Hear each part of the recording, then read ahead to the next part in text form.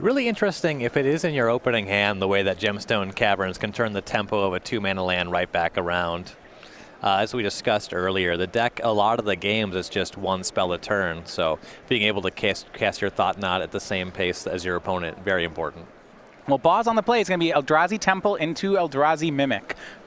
These Mimic starts, we've talked about how they're some of the best ones that the deck can produce. Absolutely. It's just a 2-1 right now, but another Eldrazi land and a Thought Knot Seer means it's attacking for 4. Gerry has the better land. He has the Eye of Ugin, but just an endless one to keep pace. Only a 2-2 on turn 1. Yeah. Izamaru Hand of Kanda, not known for its modern playability. But it's on the board. We'll see whether or not Jacob has a follow-up card to pump his Eldrazi Mimic. Plays Adakar Wastes and passes. So no endless one, no Thought Knot Seer. Not just yet. Have to imagine there's something big coming up in a turn or two, though. We'll see if Gerry can go from 2 to 4 here. He'll start by swinging the endless one. Jacob not going to accept that trade. Right. That trade definitely favors Gerry. Now we'll see, is it 2 to 3 or 2 to 4? Those 2 to 4 starts that's the scary part of the Eldrazi deck for sure. Exactly.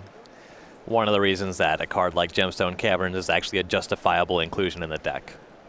For Gerry, something a lot less scary. It's going to be a Hallowed Fountain into an Eldrazi Sky Spawner. Though the Sky Spawner on its own is just a 2-1 flyer, the Scion will enable Gerry with any land to jump right to Reality Smasher next turn. Gerry throws out his deck box as a token. We'll switch that up for a real one. It's difficult to discern exactly what a deck box in play means usually. So it's a Triforce deck box, which seems pretty nice. And for Jacob, he didn't have the 2 to 4, but how about a turn 3 5-drop? It's Reality Smasher for Baugh. It'll turn Eldrazi Mimic into a 5/5, and an attack for 10 is looming. And that's where the difference between Eldrazi Mimic and Endless One starts to be more pronounced. Of course, Dismember has an interesting interaction with Eldrazi Mimic and its trigger. Because Dismember kills creatures by shrinking their power and toughness down to 0, if you resolve your Eldrazi Mimic trigger after a creature died to Dismember, you're actually just throwing your Eldrazi Mimic in the graveyard.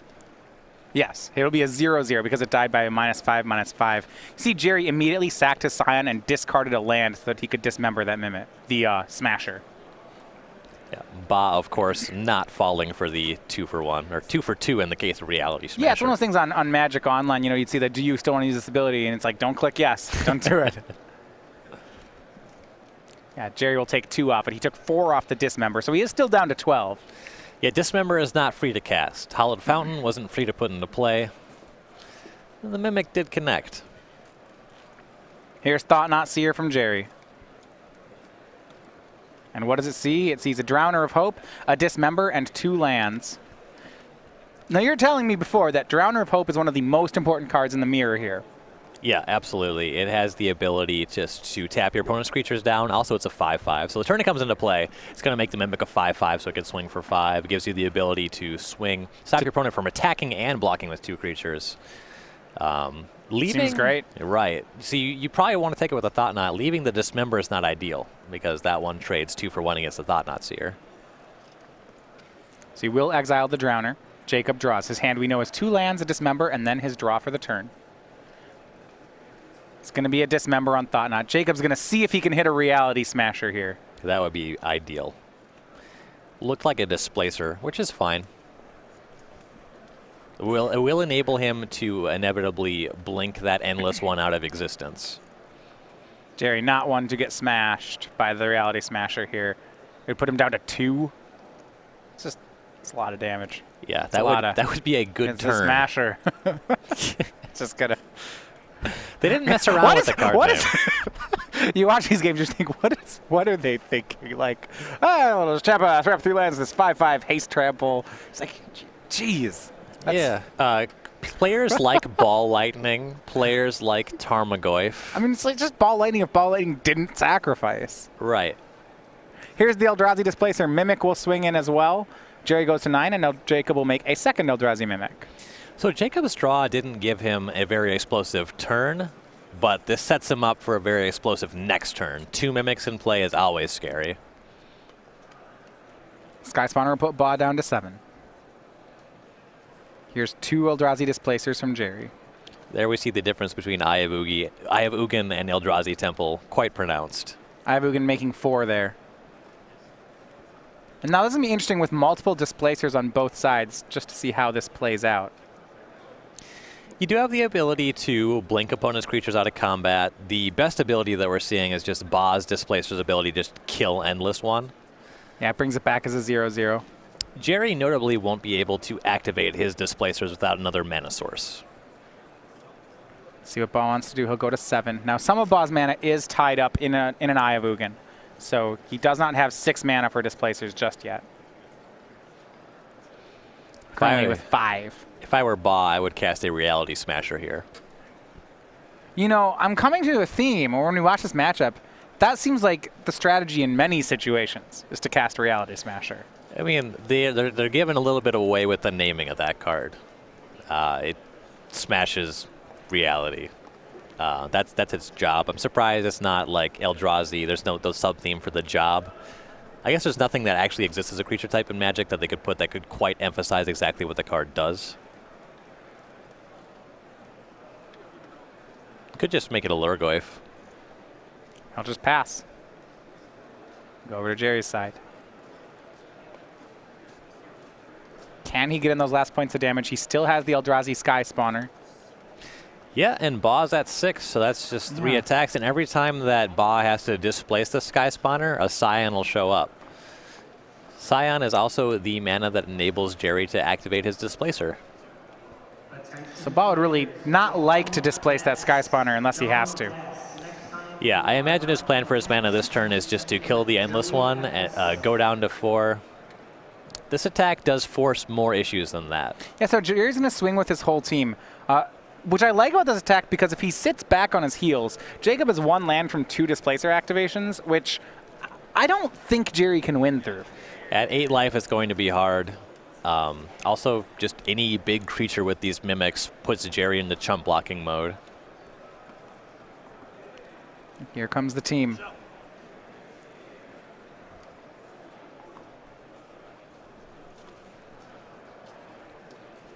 Jacob. His last card's Path to Exile. He will take care of that Displacer. Yeah, so now the question is, Jacob has the options to take 5 and go to 1.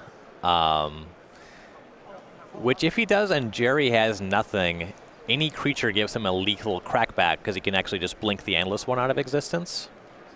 Yeah. He does have to untap and blink the Endless One because the Darker Waste does not enable him to do that without taking a point of damage. He's going to go to 1. Now, post-combat, Gerry dumps his hand on the board. It's another Displacer and another Mimic. That follow-up is huge. A lot of good chump blockers now. Jacob will displace away that Endless One.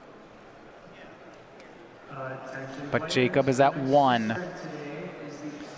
Draw, I believe, is a land. A Displacer, or a Drowner of Hope here would have done it. That did not show up. This one looks like it's going to go to Gerry. The option is still there to blink the Sky Spawner, but Gerry's just attacking with 4 lethal creatures. And Gerry can blink away a blocker, which is important. Right. Baugh will pass.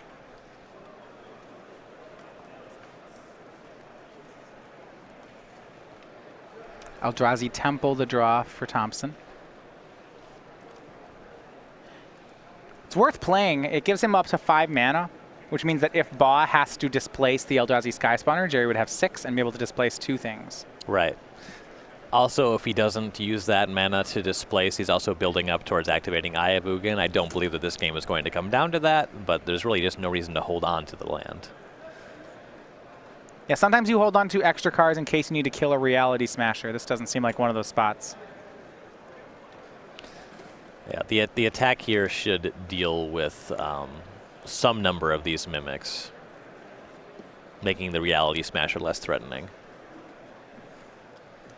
All right, so here's going to be the swing. It's going to be a pair of Eldrazi Displacers, the Sky Spawner, and the Mimic. And Gerry will displace Jacob's Eldrazi Displacer.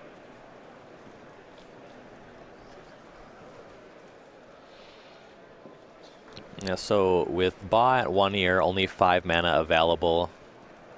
He can blink one of these creatures, block the other two, but this looks a lot like a lethal attack. Yep.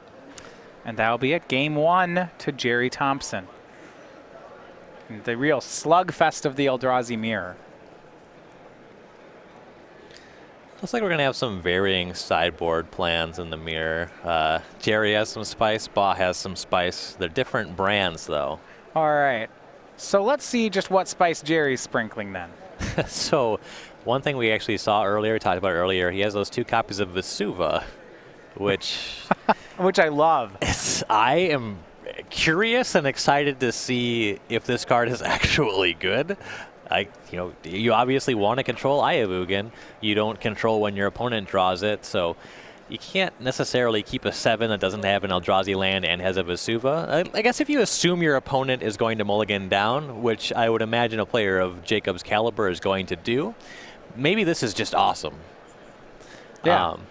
If you assume Jacob always has an Ayavugan or an Eldrazi Temple, then a Vesuva is great in Gerry's hand. Right. Oblivion Sower is actually a pretty big breaker in the mirror. It builds you towards activating Ayavugan. Also, it's just a 5/8. Yeah, it's very large, and large numbers seems to be one of the more important things. That's why Endless One actually is very important in the mirror. Right. We talked about Reality Smasher a lot. Well, Oblivion Sower just jumps in front of Reality Smasher and lives to tell the tale. How about something like Oblivion Ring? Something that's it's a little expensive, but it does take care of any creature. It's a clean answer to Reality Smasher. Also notably, I don't know if Gerry is aware, but Baugh is bringing in 2 copies of Worship. Right, so when you look at, going over to Baugh's sideboard then, he has these 2 copies of Worship, a card that people have touted as a breaker in the mirror. You know, a lot of Eldrazi decks are just completely cold to the card. Outside of that, Baugh doesn't seem to have much for this matchup, but that may be enough. Right, Disenchant isn't going to do anything here. Stubborn Denial, not very exciting. You can Gutshot Mimics, but at least in my experience, that has not been worth bringing in the mirror. It looks like it boils down to Worship.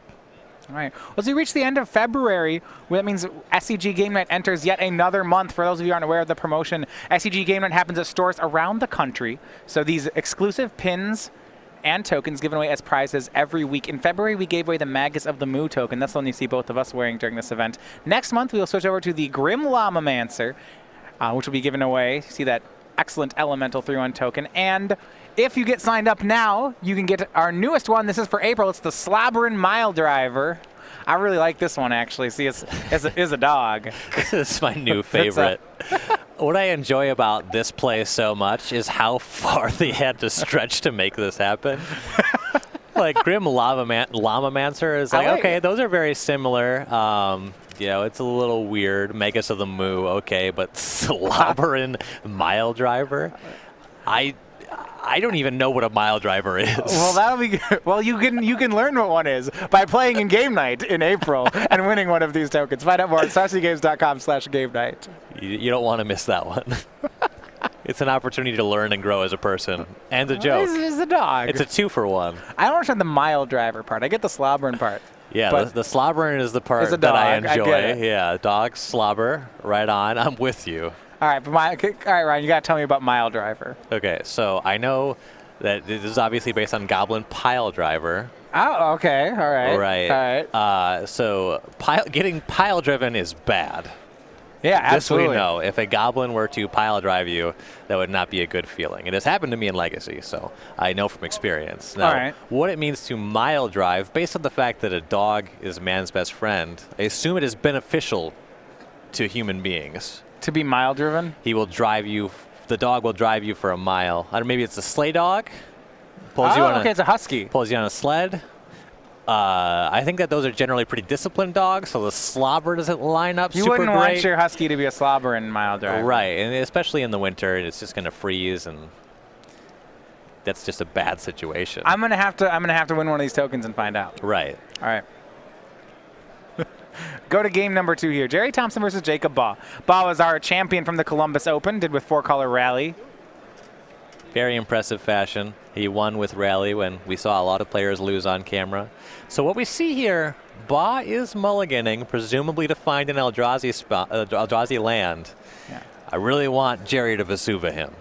Baugh is not a player to shy away from playing what everybody believes the best deck is going into the weekend. Rally in Columbus, Blue-Eyed Eldrazi here in Louisville. If the deck is good enough, the target does not matter. Being well practiced with the best deck will often even get you some pretty good success even when the deck stops being as good with the hate targeting it.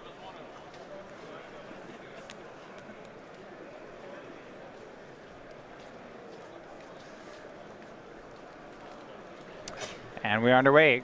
Jacob will start on Adakar Wastes. See, Vesuva's not very good against that one. No, but Eldrazi Temple seems like it'll be just as good, which that's Gerry's land. You know, Jacob's land starts out on that and then a Flooded Strand. Jacob's lands are making 1 mana and Gerry's are making 2. I'm going to give advantage to Gerry here. I'm going to say this 2-mana 4/4 is going to bode a lot better than Jacob's land go. We're going to get to see a look at this hand, though. Looks like it has at least 1 removal spell. He's going to Path to Exile. Decides he cannot afford to get the Path to Exile taken, so he'll have to Path. Which means he draws the card first, and then Gerry gets to take a card from his hand. Usually a sign that there's only 1 removal spell in the hand.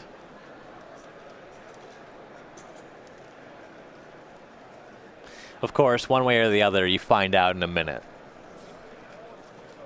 Now, Jacob, thing note here, he actually fetched his Hallowed Fountain before this draw resolves. This makes me think he might be land heavy here.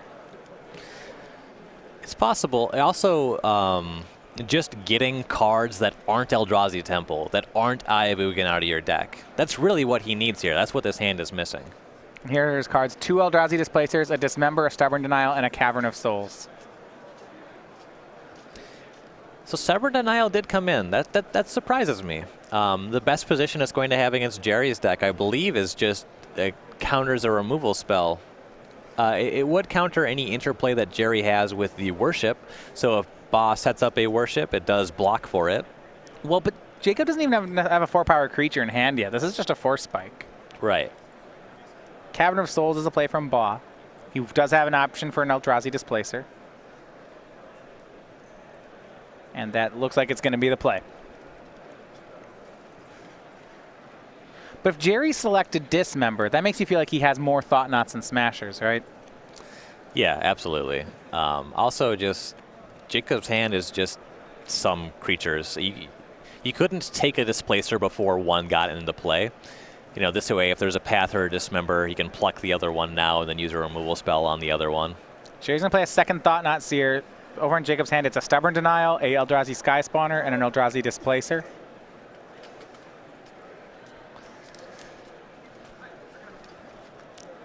Yeah, so Jacob is still on 1 3-mana spell at turn range. Gerry plays his 6 potential mana per turn. Things are really going Gerry's way so far. Yeah, he selected the second Displacer. So Baugh's hand is a Sky Spawner and a Stubborn Denial. Gerry's going to go ahead and Dismember away the Displacer. So that leaves Jacob with just an Eldrazi Sky Spawner against Thought Knot Seer. This is excellent for Thompson. He has a Stubborn Denial. He has a Stubborn Denial. I mean, oh boy, that's going to be tough for that to make any sort of traction. Eldrazi Sky Spawner is Jacob's turn. We pass back to Gerry. Jacob really needs to find a land, a Worship, and hope that that Sky Spawner never dies. Gerry with a third Thought Knot Seer. Well, And here's the Worship that Jacob needed. Can't cast it yet. Gerry cannot take it faster. Really wanted to draw those in the opposite order. Yeah. Third Eldrazi Temple for Thompson. And this one's going to be over quick. Jacob needs to draw another Worship right now. Still needs a land for it, though. Well, he has the Scion. Right. Okay. So he needs to make Worship, and he needs Gerry to never be able to kill the Sky Spawner. Yeah. It's a tall order. It's a tall order. Because all it takes is one display. Yeah, that's... Oh, boy. Displacer wouldn't do it. It'd have to be a kill spell. Right.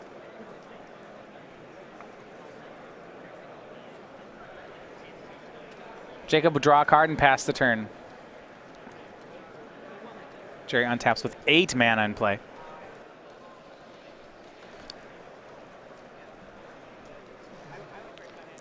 Beat Downs for Thompson here.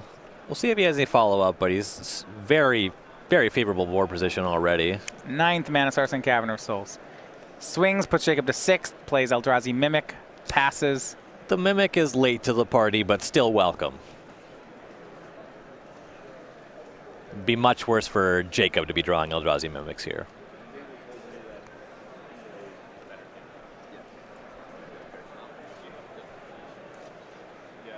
He'll play an Eldrazi Displacer, pass the turn.